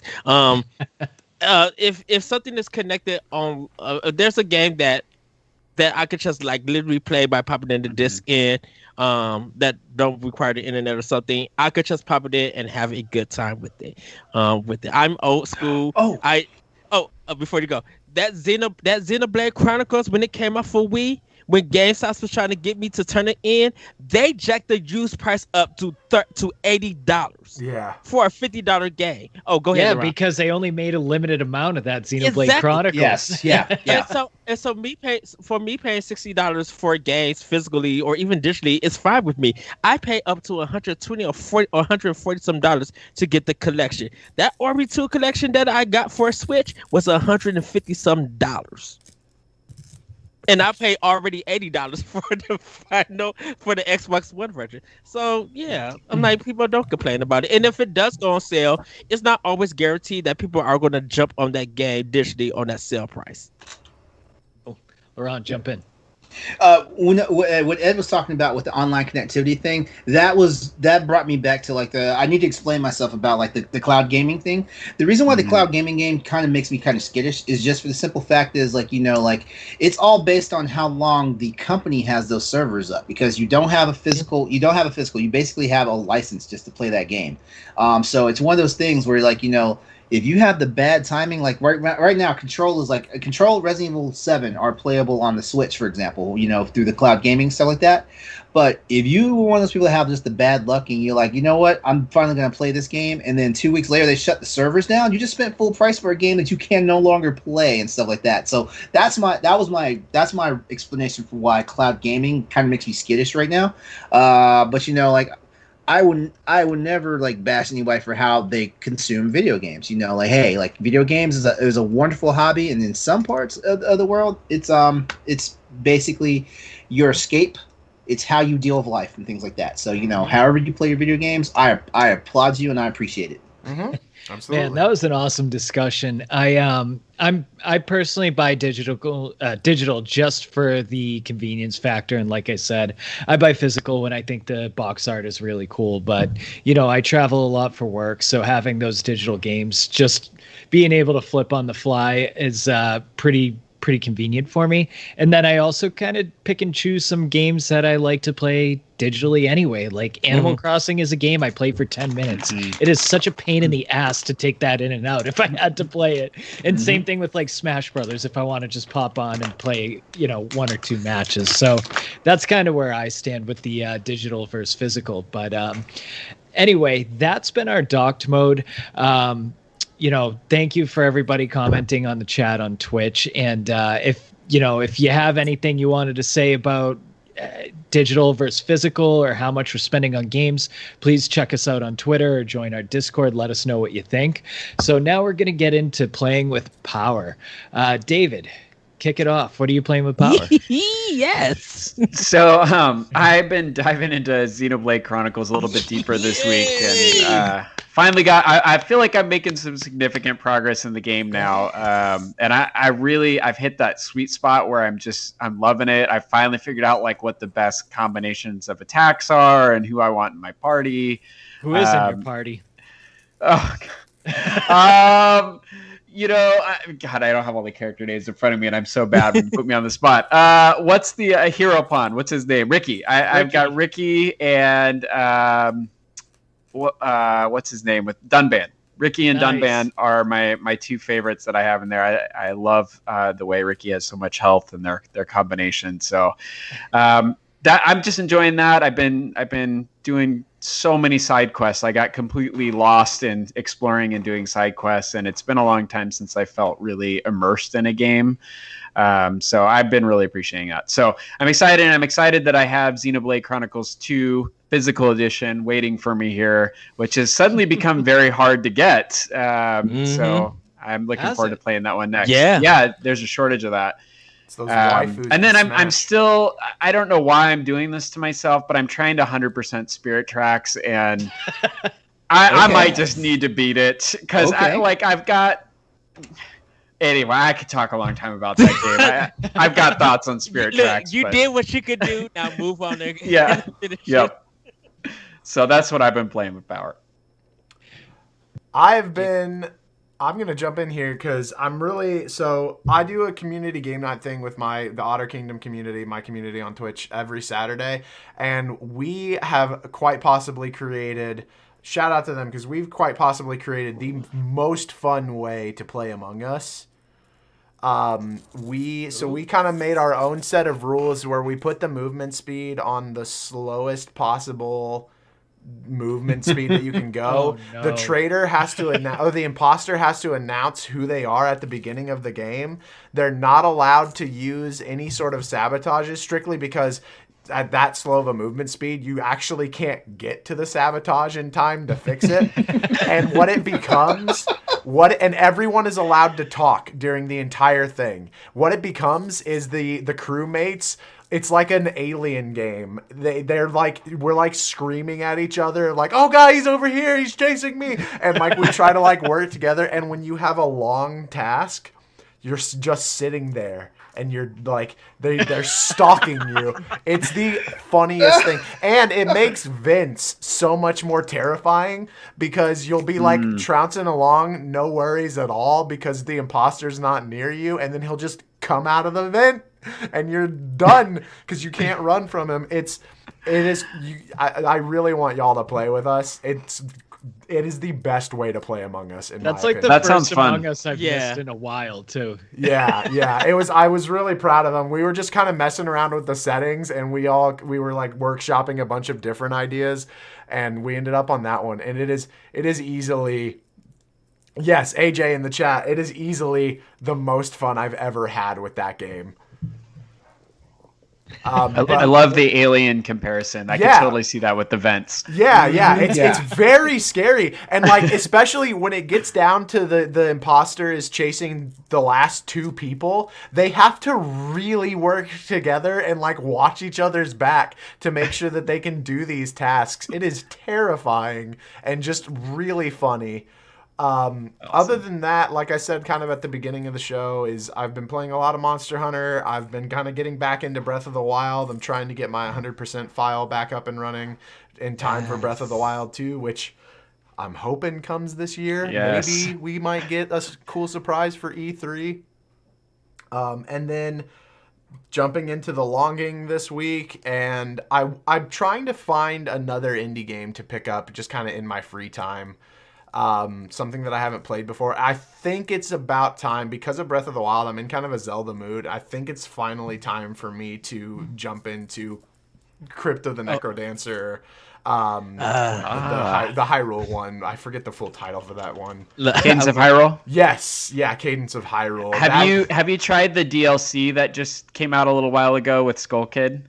I haven't played that game at all because I was I was playing Crypt of the Necrodancer when it came out, and I was like, I have to beat Crypt of the Necrodancer, and then I just fell off Crypt of the Necrodancer, and so I just never got into Cadence, but it's sitting there. I bought it because they FOMO'd me when they were like, oh, you can get Blue Link and Red Zelda or whatever it was for the DLC pack, and I bought it right away. So really quick, it's amazing. Cadence of Hyrule is awesome. I've played it all the way through. The DLC for Skull Kid is a separate storyline. It is ungodly. It's so hard. Really? It is like the difficulty curve just all of a sudden grew exponentially for no reason, and it feels like a troll. It really does. It's just I can't wait to hear what you think. I need to go buy that at the store. Yeah. Would you say that I could play that without playing the base game and not like get spoiled on anything or? I mean, you could, but it's really worth playing the base game all the way through. It's a beautiful story and creative. Particularly if you played Necrodancer, it actually has a surprise connection that I won't say, but it's really cool. Okay, cool. Yeah. I will do that and then get back to you about my opinions on the DLC. Because I bought the whole DLC pack because Nintendo always gets me whenever they say something's limited or whenever you have a time frame to get it in. I'm like, yep, well, there goes my money. For me, it's only been Monster Hunter Rise. I'm nowhere close to my companions. My companion from Hunters for Hire. Like I am not what you said 230 hours right now. Like 233 or something. I just crossed the finish line at 81 hours. And I'm still going because, like I said, I haven't even done my HR7 urgent yet. So there we go. But I've been having a lot of fun, and yes, like we said earlier, like there's content there because I've been making a ton of weapons that I'm not sure when I'm going to start using them, but I've been making weapons because pro tip. You don't get your third switch skill unless you make more weapons of each of the 14 classes. You don't get it. So wait, what? Yeah, you have to make. I think the number is 7 different weapons. For hire? But we should save that for. We'll reiterate it, Ed. So, but for the Pow Block people, because this will come out. I had no idea. Yeah. Yes. I'm just still chipping upgrades away count. with this like little knife. Upgrades count. Dan, so do you want to play tonight? Let's play. All right, we'll play.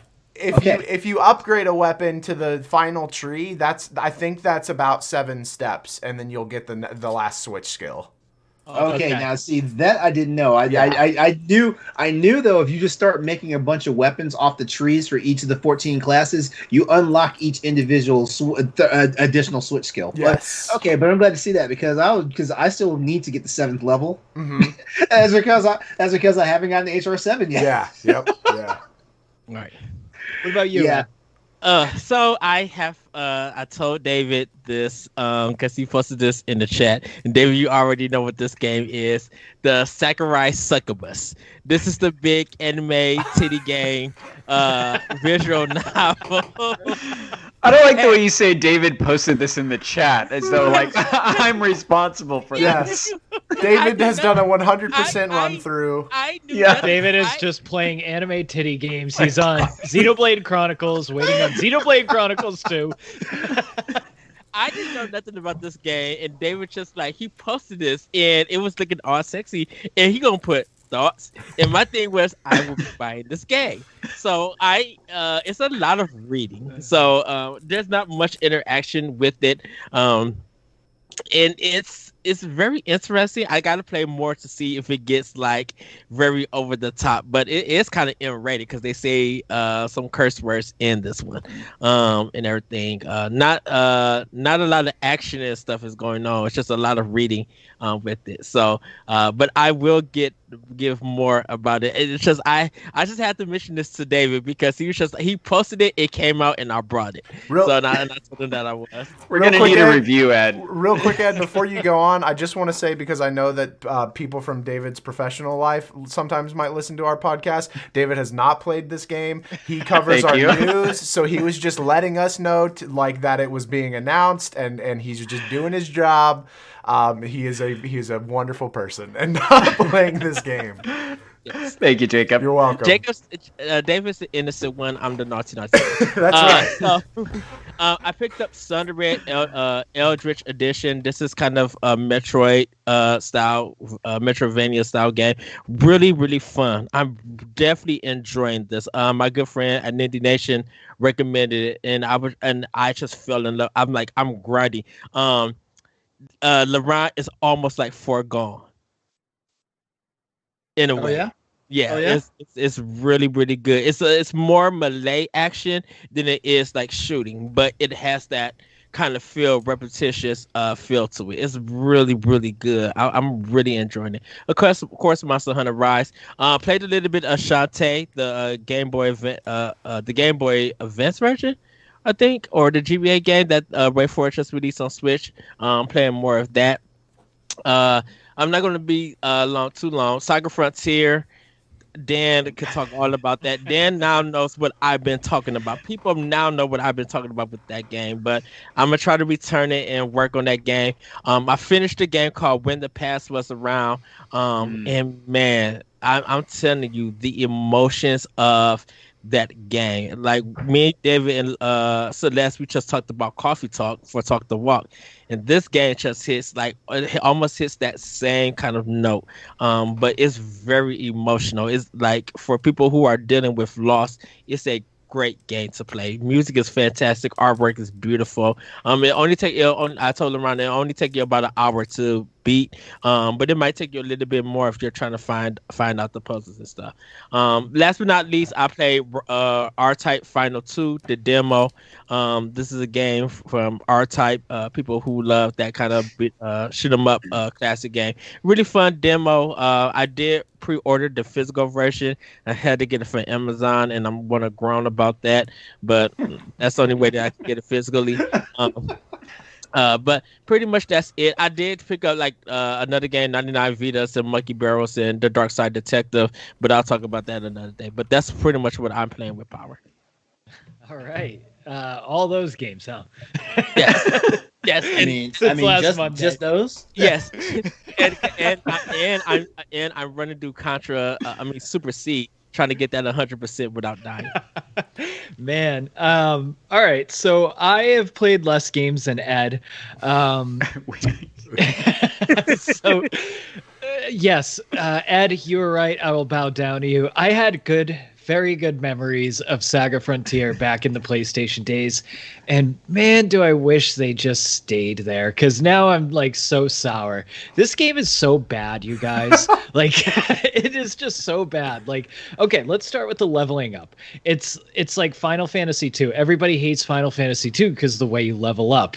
The way to gain strength is to attack more. The way to get better magic is to use magic. The way to grow defense is to get hit. It's very stupid.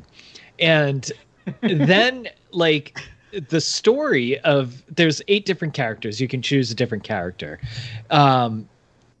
The story of this character lasts about a paragraph, so there's literally no depth to the character until from the beginning of the playthrough till the end, and it's just a bunch of side quests in between where you can miss characters, and the enemies are so strong that they scale up towards your main character.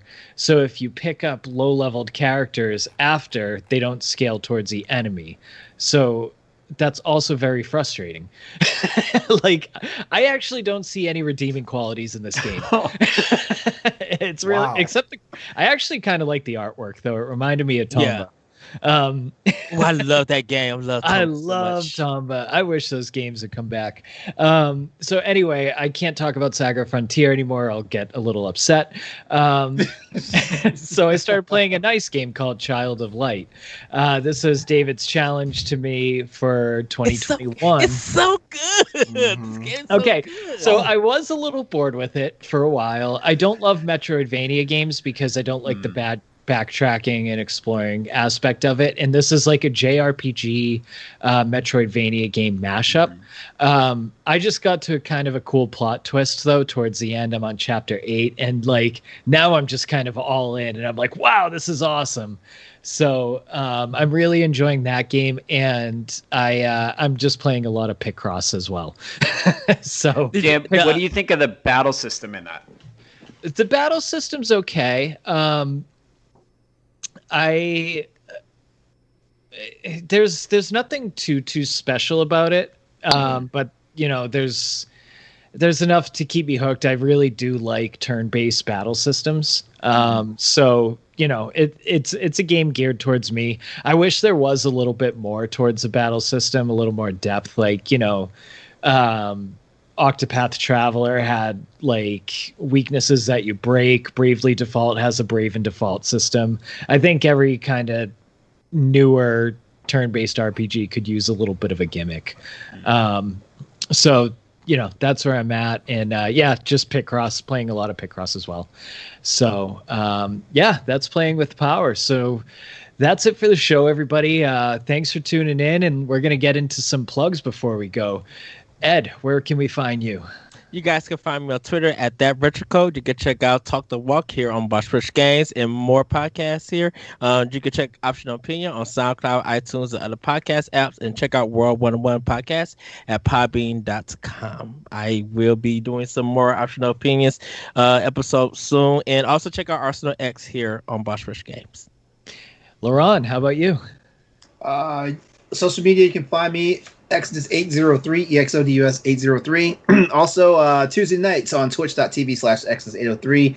Come hang out with us 8 p.m. Eastern Standard Time for Crossroads PlayStation Podcast Show for Boss Rush Games. And then, not this week, but usually every other Wednesday after that, Jacob and I hold it down on the same channel for Hunters for Hire, the Monster Hunter podcast. And guys, like, you got to check it out, because we're always bringing the pro tips, and we're also bringing you strategies for how to fight the monsters of the week, which when we come back, it's Chameleos, the monster of the week. Yes. David, what about you? You can find me at David Lasby on Twitter. That's LASBY for Lasby, at David Lasby. And then also, we have exciting stuff going on at bossrushgames.com, so come check out our articles. We also have been adding folks to our writing team, and if you're passionate about writing and you love games, of course you do, you're listening, we would like to hear from you. We want to add you to our writing team. So you can reach out either to me directly on Twitter, or you can email us at opportunities@brg@gmail.com. That's opportunities@brg@gmail.com. Jacob, how about you? You can find me everywhere on the internet at Galutrad, Galutrad. I always forget how to spell my own name. And then like I mentioned, I hope to be starting my very first YouTube series with The Longing. Going to be doing a daily kind of 10-minute check-in of that game, just to play, That's going to be awesome. Catalog my 400 days before the king wakes up. But other than that, just streaming on Twitch and then on Twitter. What about you, Dan? And then you can find me on Twitter at DCDM99. nothing really else than that. So that's it for today's show, everybody. Come to bossrushgames.com, play games, be better. See you next time. Bye, everybody. Woo-hoo. Bye. Take care.